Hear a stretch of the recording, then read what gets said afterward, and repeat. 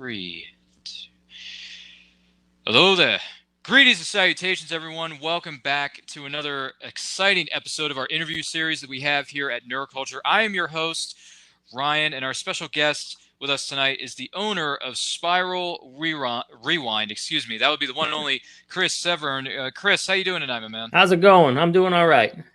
All right. Thank you for being with us. We do appreciate no it. problem. And by the way, as we go throughout the course of the show tonight, if you have questions for our guests, please leave them in the live chat in the comment section below. We will be monitoring it as we go throughout the course of the night, so feel free to do so.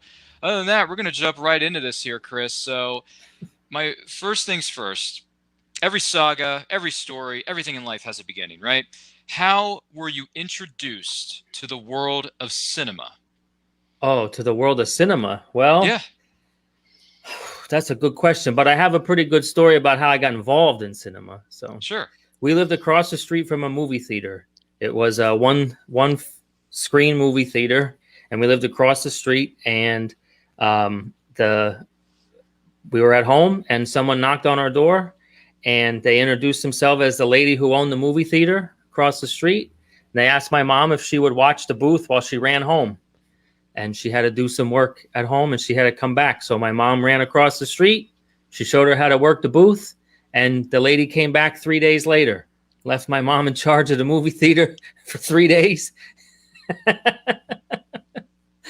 and that was it. With great power comes great responsibility on that front. Yeah, so my mom ended up being one of the managers of the movie theater, and I grew up across the street and started popping popcorn there when I was, 8 years old or something like that. And that's how I got started in being involved in it, I guess. Wow, that is amazing. So if you want to dive into it a little bit more, what were some of the movies you remember seeing in theaters growing up? Well, I worked there, so I got to see a lot more, I think, than normal people. But the big ones that came through while I was working there were Home Alone, obviously, and believe it or not, Cheetah. Do you remember Cheetah from Disney? It was like a Free Willy kind of a movie, but it was about a cheetah. And sorry, doesn't come to mind. Yeah, when that came out, it was gigantic. It was huge. The place was packed for weeks to see that movie. Ghostbusters 2 came out while I was working there. The Addams Family came out while I was working there, and tons of other ones. But those are the ones I remember because we would do events.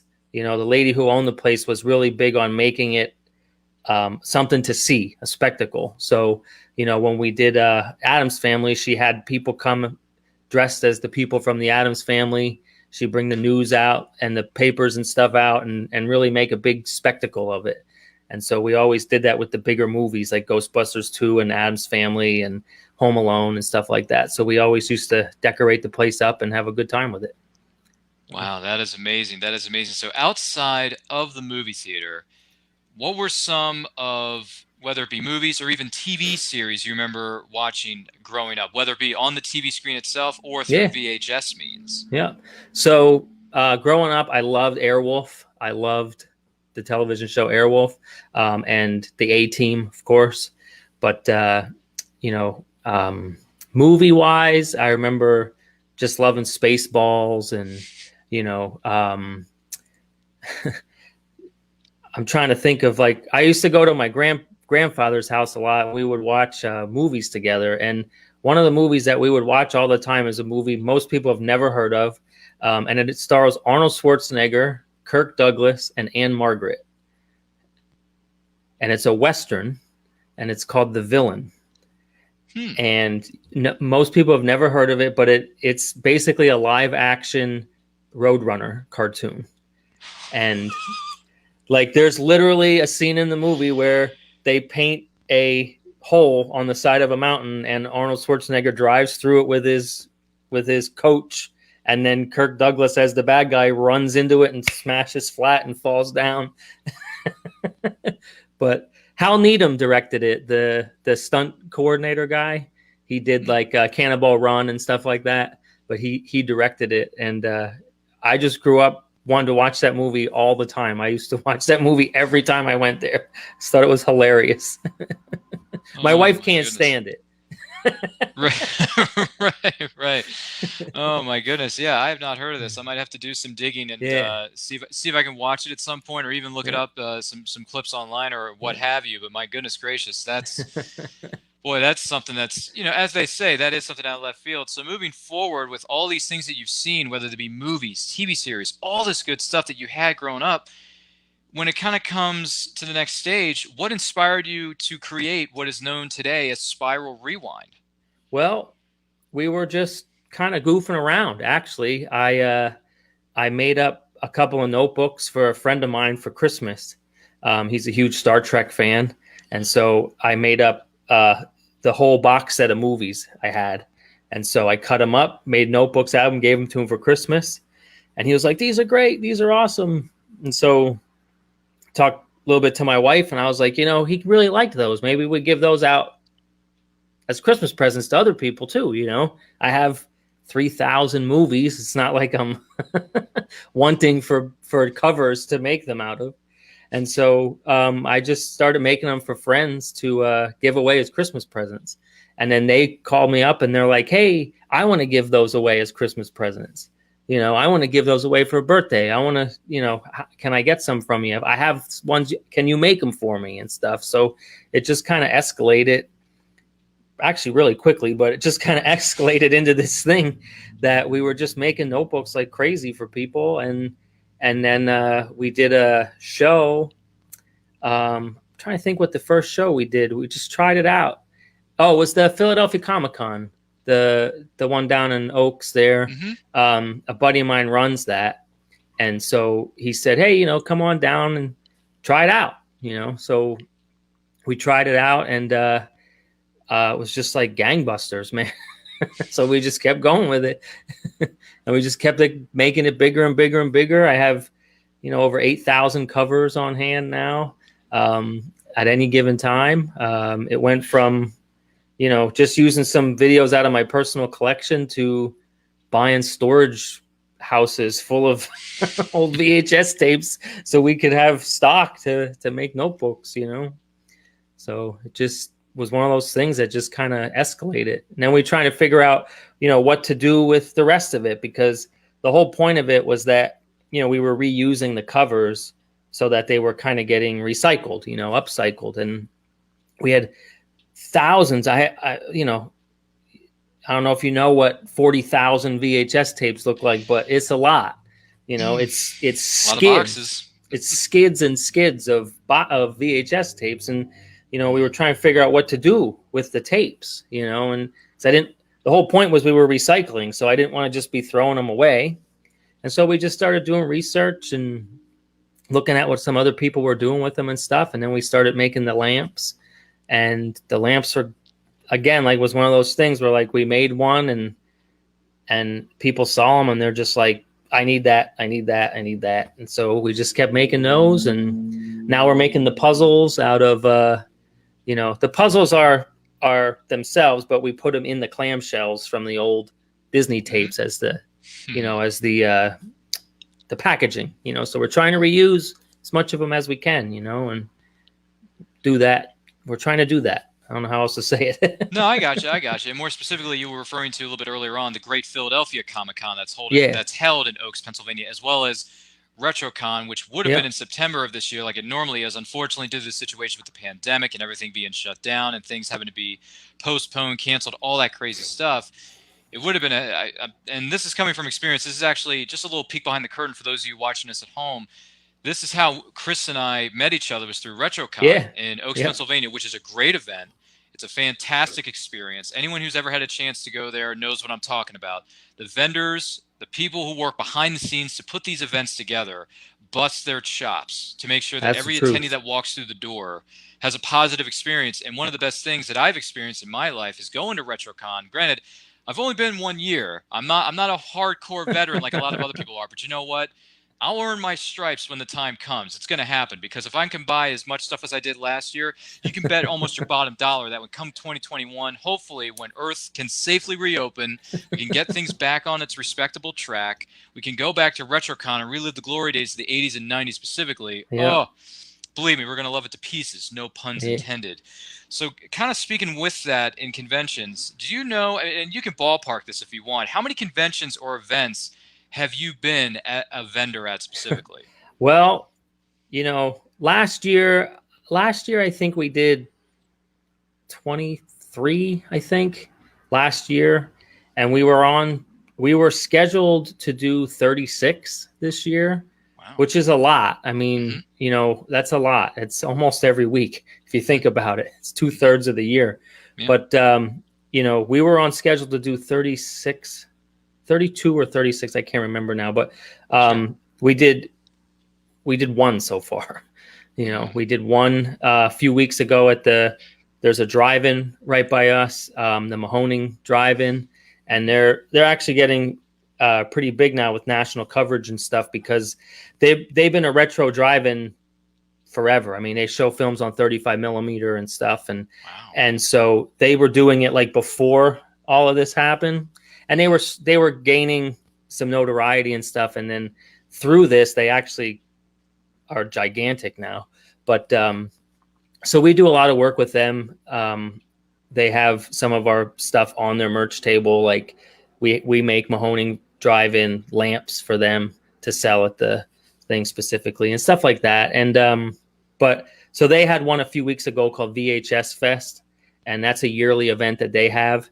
And so we go to that all the time, and it's just an awesome weekend. They show like movies you've never heard of, probably, like Attack of the Killer Fridge and stuff. It's like all like direct to video stuff that, this year, I'm trying to remember what one of them, but they played like Truth or Dare this year and Chopping Mall and stuff like that. But it's just a great weekend, and everybody's just there to have a good time, and like everybody's walking around with, this year they had face masks on with, VHS tapes and cassettes and everything. And it's just a bunch of vendors were there. It was a really great weekend. And we're doing what'll end up probably being our last show of this year in a few weeks with them on Halloween. It's for Monster Mania.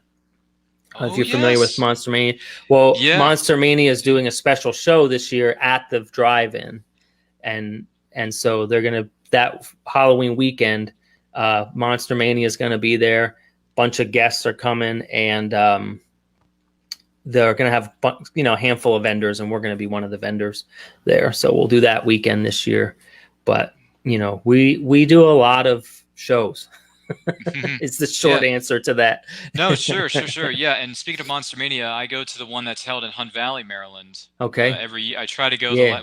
My friends and I at Neuroculture here at the channel, we've been going the last few years, and it's been a blast. And I've met some wonderful people, specifically the celebrity guests, and a lot of the vendors there are great, very easy to talk to, easy to get along with. And when you buy stuff from them, and then you come back the next year and they see you, and in most cases the vendors will remember you from previous years, and that's one of the great things about the communal experience of going to a convention or a special event such as Monster Mania. I'm glad you told me about Monster Mania, because I'm gonna have to look into that, see what else is cooking going on there. But to kind of progress onto the next set of, or the next question I have for you here, and I know it's hard to pick favorites. I know it's very difficult to do so when you've been to so many shows, you've met so many people along the way.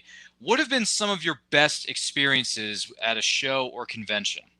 So, I do a lot of things that are retro type of things, and Spiral Rewind is the biggest one right now, but the second biggest one, I guess, is I'm also a musician. I do synth music and stuff like that. So I do some shows with that as well, where I'm performing at the shows and stuff instead of being set up. We usually are set up at the show too, but I'm more focused on being there as a performance artist.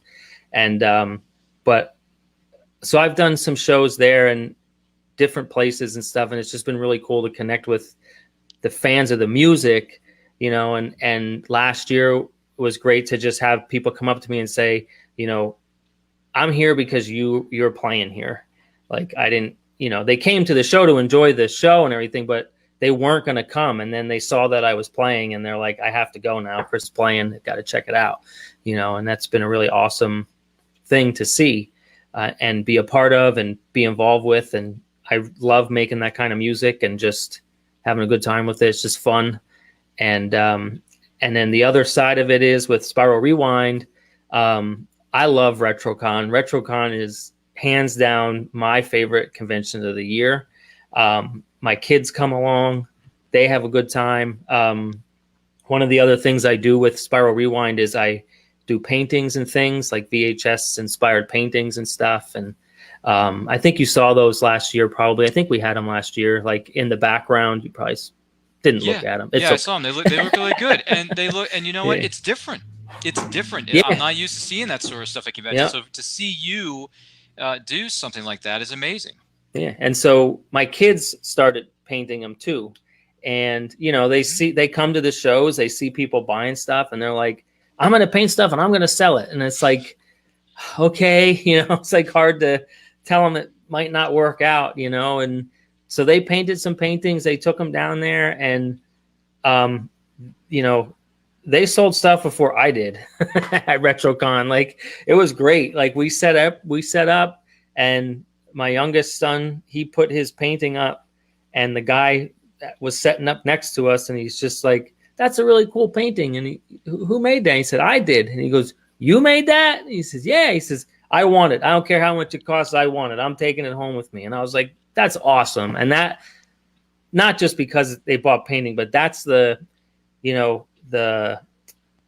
don't know how it's the mindset of RetroCon. Like, people are just nice there. Not that they're not at the other ones, but I've had such a great experience there every time I went, as a vendor and also as just being there. We used to go down and just be there for the day with the kids, and it's just a great convention. I can't say enough great things about them.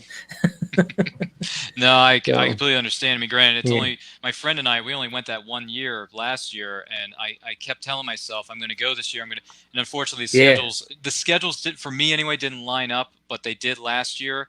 And it's funny because there's another convention in my neck of the woods. It's going on that same weekend as RetroCon, and I'm like, I want to hit both shows. I just want to go to both. I want to support them as best I can, and plus, I just like buying stuff from both conventions. They're great. I can't say no. It's the best thing. So it lined up great last year. It was a great experience. The only thing that bugged me was that I didn't buy enough stuff. It's I look at all these vendors and I'm thinking, man, if I had a duffel bag full of cash, if I hit the lottery, I'm paying, like, I'm going to buy all this stuff that I never had when I was a kid, or just unique things that I've seen through other vendors at other conventions. It's just amazing. Now, you say you have all these boxes. You take all these boxes of VHS tapes. You use the boxes of them to put together the notebooks, all that kind of stuff. Do you still watch movies on VHS? And if how many do you have in your personal collection? So in my personal collection, man,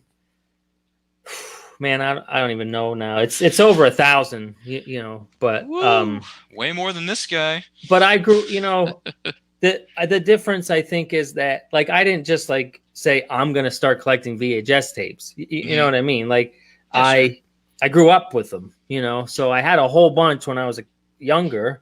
And then, slowly over the years, I was like, oh, I want this or I want that, and bought them. And then it started to become, more of a collection type of thing. And then you start hunting down, like, I want this specific one or I want that specific one. So, like, one of my all-time favorite movies is Master and Commander with Russell Crowe. Oh yeah. And I just love that movie because I like those books. That's based on a series of books called it's the Aubrey Maturin series by Patrick O'Brien, and the first book is called Master and Commander. And so the movie is based on the first 8 books of the series. So I knew I was going to like it before I watched it, but Russell Crowe does a great job bringing that character to life.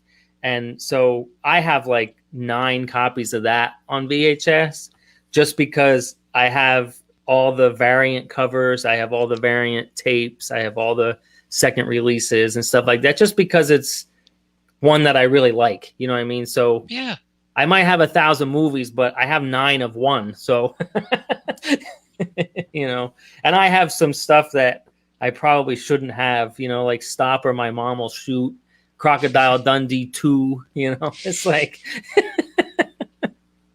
It's like, why do I have these? But I just can't get rid of them. It's part of that nostalgia.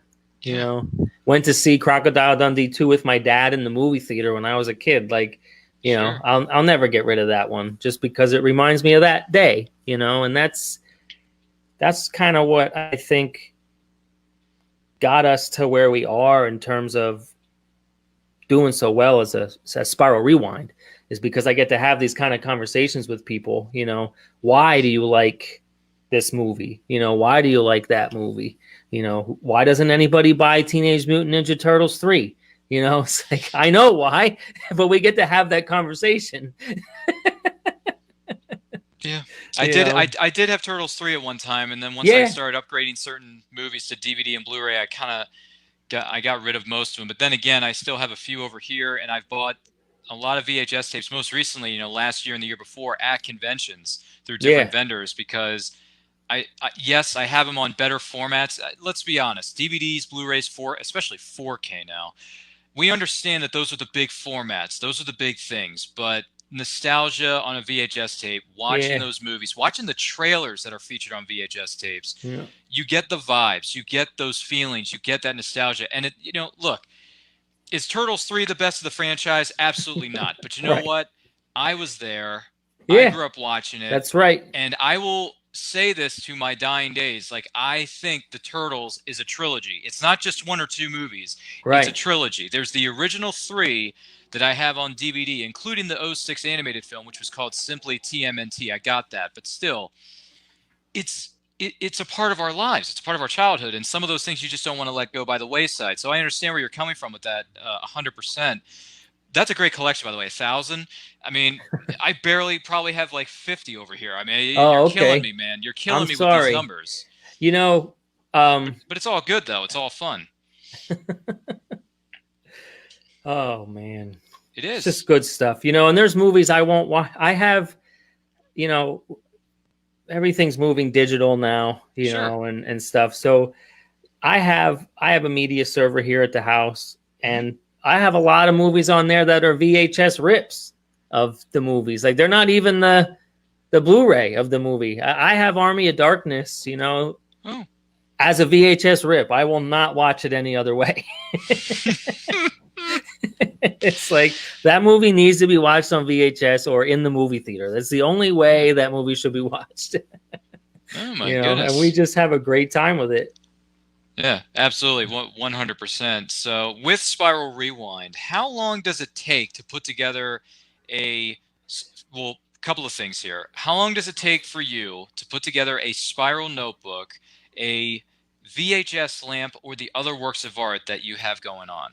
Right. So the notebooks are the easiest, obviously. We actually make those a lot of times while you're waiting at the show. So, I mean, there's a little bit of background work that has to happen to it. We got to cut the covers at home and stuff like that. But I can usually cut, anywhere between 2,500 and 3,000 a day if I have to of the covers to get them ready to make into notebooks, and then we have to punch the holes in them. And then as far as making the notebook, I have a couple here. Hold on. Yeah, sure. I can't reach. Okay. As far as making it, we make these while you wait.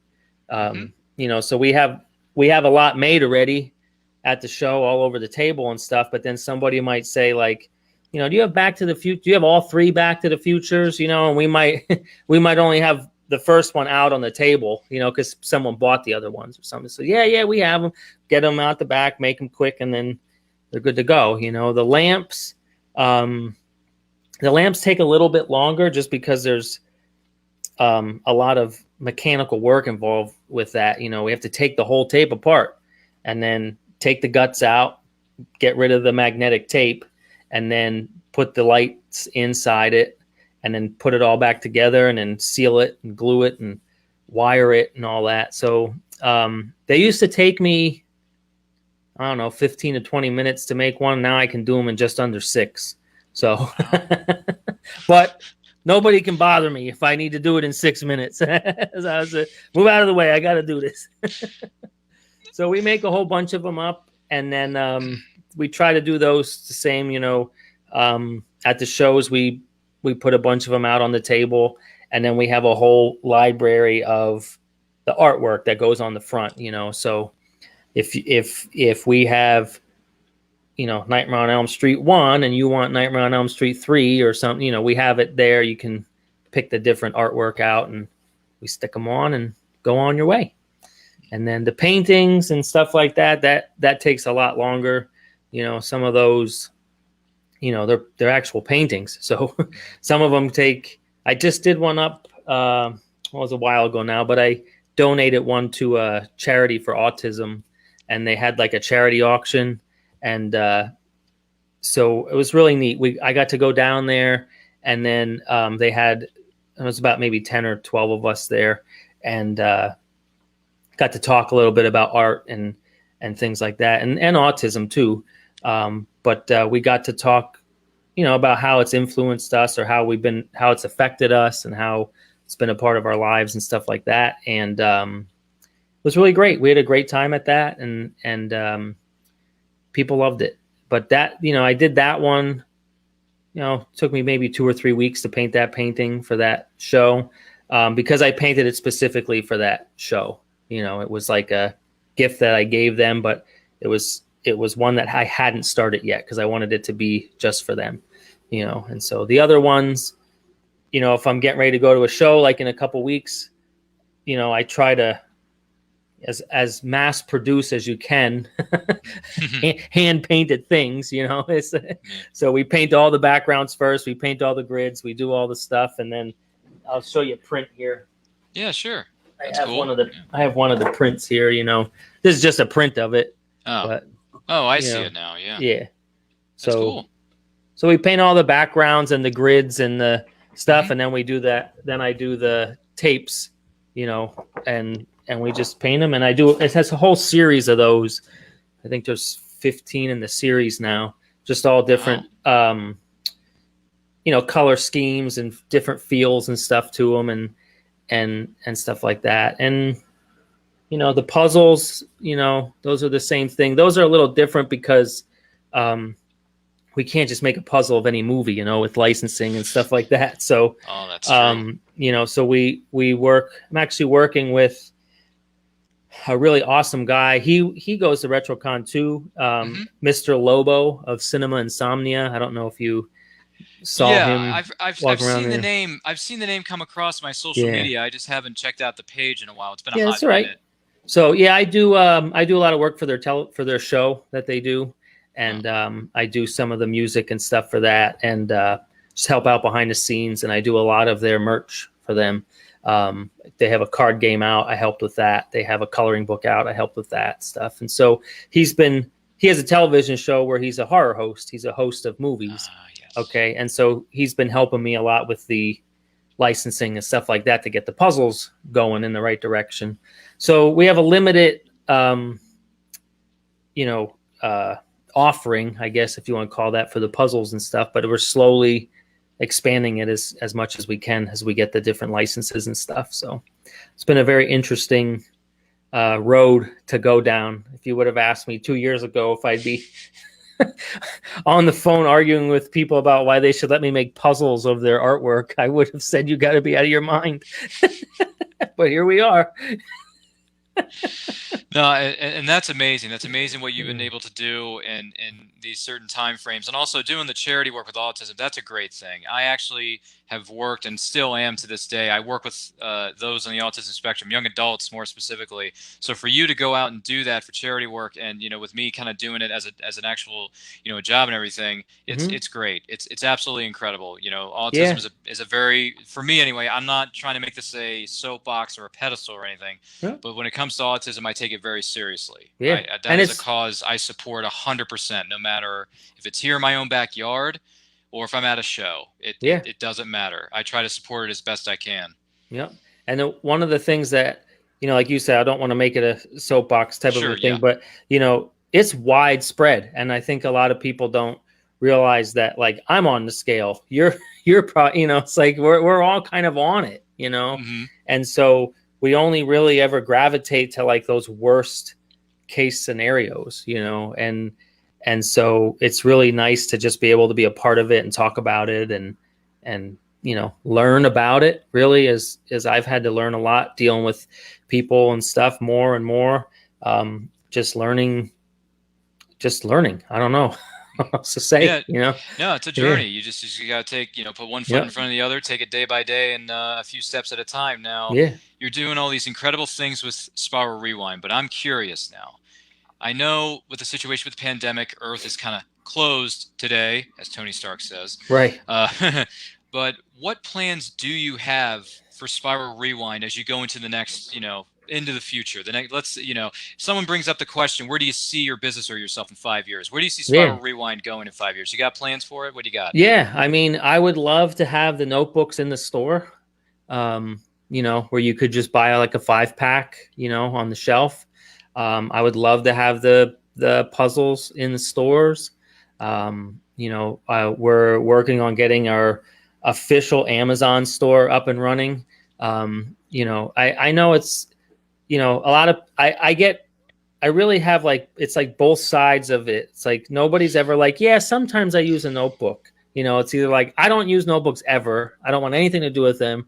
Or it's like, I have so many notebooks, I don't even know what's in them all. It's never like, yeah, I use one every once in a while, And so it's interesting that like the notebooks and then the journals, like I have a whole series of journals that I made with my own art on them. I think you saw the Tron ones and the stuff like that. And, I'd love for that stuff to just be available. And so, we're working on, we were able to get Spiral Rewind listed as a brand on Amazon, which was a pretty big step that we had to take this year. We were able to do that earlier in the year. And, so we're going to be able to start to add product to Amazon as a brand and not just, as, hey, I'm a guy selling notebooks. That was a big thing for us. So I'm hoping that over the course of the next 2 or 3 years, we can actually make it, something that is more available than just at the shows. Absolutely. Absolutely. And we wish you the best of luck with that. 100%. Thanks. Hope it goes over well, all that kind of good stuff. Now to take a bit of a different approach here, a few different steps, if you don't mind. Next question I have for you. If you had someone following you around all the time, what would you have them do? Oh, they would play my theme song. Every good superhero needs a theme song. What's that from? Oh man, see, this is I'm gonna get you, sucker. Yeah. Did you ever see I'm Gonna Get You, Sucker? It's all the people from In Living Color, the old television show. All right. They made that movie. Color, I've seen, I've seen bits and pieces of it. I haven't seen like the actual. I didn't know there was a movie based off of it. Yeah, so it's called I'm Gonna Get You, Sucker, and they're he's walking around trying to solve a crime, and he meets up with his idol, his guy that he looked up to his whole life, and every time the guy walks around the corner, you hear this music playing, And so they're walking down the street and they're talking in the music. There's people blowing horns and stuff and everything. And then they pan back and there's like a whole band following them down the street. He says, why do you got these people following you? Every good superhero needs a theme song. All right. So they would play my theme song. That's what they would do. I gotcha. Now, if you were to die and come back to life as a person or a thing, what do you think it would be? As a thing? Yeah, if you could come back as a person or a thing, what do you think it would be? I don't know. That's a rough one. As a thing.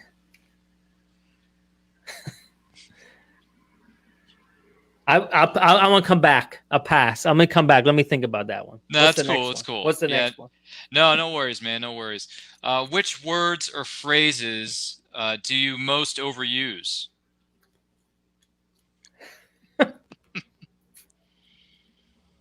Well, that's a good question.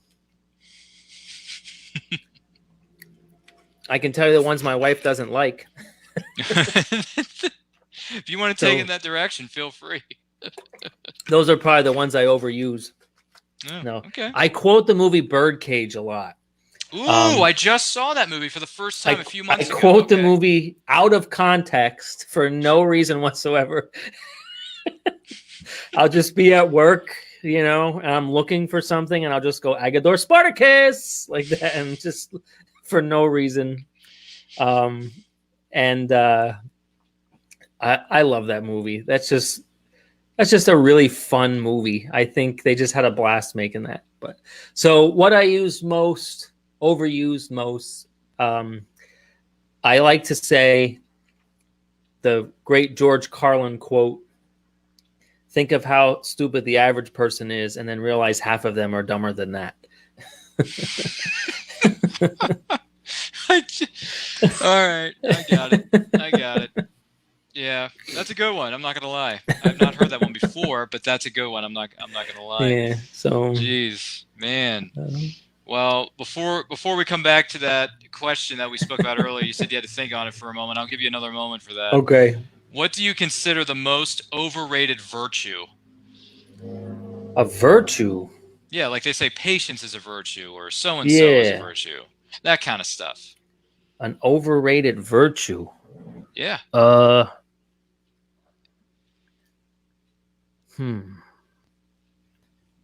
Overrated virtue. Man. You didn't tell me I had to think tonight. Let's see. Patience is a good virtue. You got to be patient. Absolutely. Anger is not a virtue, right? I guess it can be. The most overrated virtue. Yeah, if you want to get creative with it, you can. Yeah. How about the most overrated virtue is I don't even know if it's a thing, but like I really hate it when people say, if there's anything I can do, you just let me know. And it's like, I don't know what that is, but I always like to say to those people, well, good, I have to clean out my garage. Why don't you come over on Saturday morning and help me?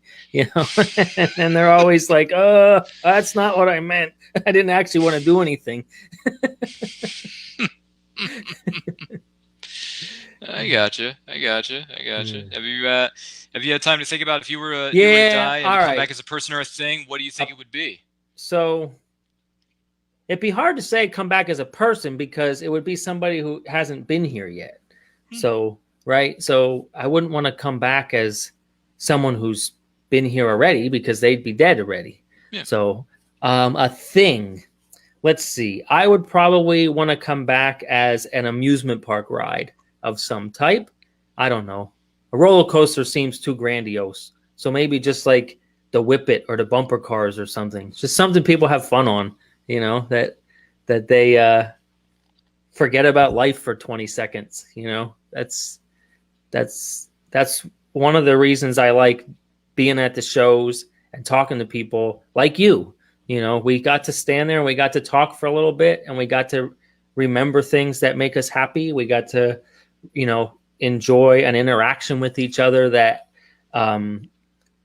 brought joy to our lives. And that's one of the things I really like doing the shows. I'll never, if I can help it, I will never stop doing the shows because as much as I like to do the shows because we sell product, I go to the shows because I like to talk to people and being at the shows and being set up gives me the opportunity to stand there and interact with people on a one-on-one basis and just talk about the things we like to talk about. And I don't have to worry about the context because we're at the show. We're in the context. This is the context. There's no excuses. It's like we can talk about whatever we want. And I've met so many cool people and I've met so many great people. And I met, I got this really awesome picture a couple years ago at a show that a guy painted. And it's a silhouette of Gonzo and the chicken and his girlfriend, the chicken, from the Muppets. And it's just a silhouette of the two of them looking at each other. And I just thought it was the neatest picture. And it was in his take these away from me for $5. Like he didn't want them. That was just like his bin of stuff, at the end of the table. And I was flipping through it and I saw this picture. I was like, that's a really cool picture. And so I walked around a little bit and I came back and bought it. And he had him in there for $5. And I felt bad giving him $5 because I know what it takes to paint a picture, even if it's a practice one or, you know, one that you're not planning to sell. It still costs that canvas it was on cost more than $5. And so I was like, you know what? I'm like, I'm going to give you $20 for this. I want you to have it, but I want this picture because I really like it. And the guy almost burst into tears. You know, he was like, I was getting ready to go home tonight. Like, I've been doing so bad here and didn't feel like, you know, I was really going to be doing anything here. And he's like, man, it's like, I'm so happy that you did that for me. You really made my day, you know. And it wasn't so much that I was giving him the $20. It's that I stood there and told him, I like what you're doing. And he was just like taken aback by that. And then he stayed the whole rest of the weekend and we became friends. You know, it was one of those things. But that's what I really like doing about the show. So if I had to come back as something, it would be something that does that for people. I don't know how else to say that. And the only thing I can think of tonight at 8:39 p.m. is an amusement park. No, I got you. There's no problem with that. You know, you can get creative with some of these questions as much as you want. So moving forward, as far as questions from the audience, feel free to drop them in, but I think we're going to kind of wrap things up here. So with that being said, Chris, what shows do you have coming up, or what projects do you have upcoming that you can tell us about? Yeah, so we'll be at Monster Mania at the end of the month, Halloween weekend.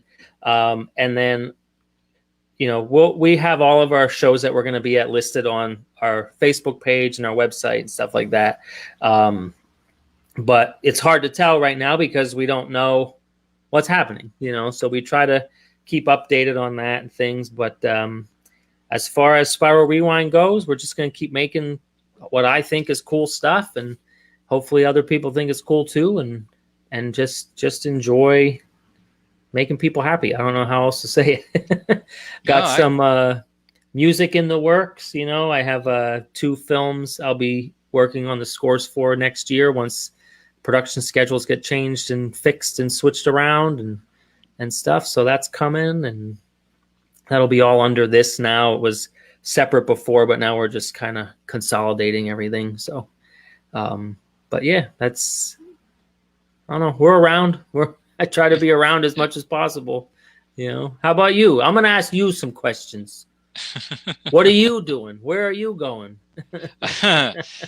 Well, we have the interview series here at Neuroculture. We got all kinds of videos up on our channel right now. We got new videos coming your way very, very soon. We drop new videos every week, whether it's the interview series, whether it's Battle of the Nerds, where we have 2 competitors go up against each other in a battle of trivia, and there are different topics. From every single week is a different topic, whether it's 90s movie quotes, whether it's SpongeBob SquarePants episodes, whether it's, you know, anything else that's in the nerd realm in between. That's what we do for you right here. But before we go, Chris, where can everyone find you on social media? SpiralRewind.com. That's the easiest place to go. We're on Facebook as Spiral Rewind. We're on Instagram as Spiral Rewind. We're on Twitter as Spiral Rewind. We're on Prodigy.net. We're on MySpace. We're on GeoCities, whatever. But we're on a Spiral Rewind. And they just reminded me, I totally forgot. We are supposed to be in December shooting 2 pilot episodes of a trivia show that we'll be producing and sponsoring as Spiral Rewind. So it'll be an 80s pop culture trivia show called Be Kind Rewind. And it's going to be, did you ever see Remote Control, the old game show on MTV? Google it. Yeah, I'm gonna have to Google it later. Unfortunately, it's not coming to mind. That's all right. But yeah, I totally forgot about that. I'm gonna get yelled at, I'm sure, if the right people see this for not plugging it. But yeah, we're supposed to shoot 2 pilot episodes of that in December, and it's gonna be awesome. That's great. That's great. Well, we want to take this opportunity to thank Chris Severn of Spiral Rewind for being with us tonight. Thank you so much. And in the meantime, make sure you like us on Facebook, Twitter, and Instagram at It's Neuroculture. And by the way, some of those questions that were brought up earlier with Chris, people are wondering, where do those come from? Well, I want to let you know that this episode is powered by Poddex. Poddex are unique interview questions and episode starting prompts in the palm of your own hand. So whether you are a new podcaster or someone who's been doing it for a long time, you're looking to grow your audience or even get more engagement, you're going to want to check out poddex.com. Use code NerdCulture for 10% off your first order. Go to poddex.com. Make yourself an order, buy yourself some Poddex. Like I said, just use the code NerdCulture. You get 10% off your order. So in the meantime, enjoy the rest of your week, everybody. Once again, my name is Ryan of Nerd Culture. Follow us on social media. Make sure you like, comment, subscribe, do all that stuff. We'll see you next time. Have a good night, guys. Have a good one.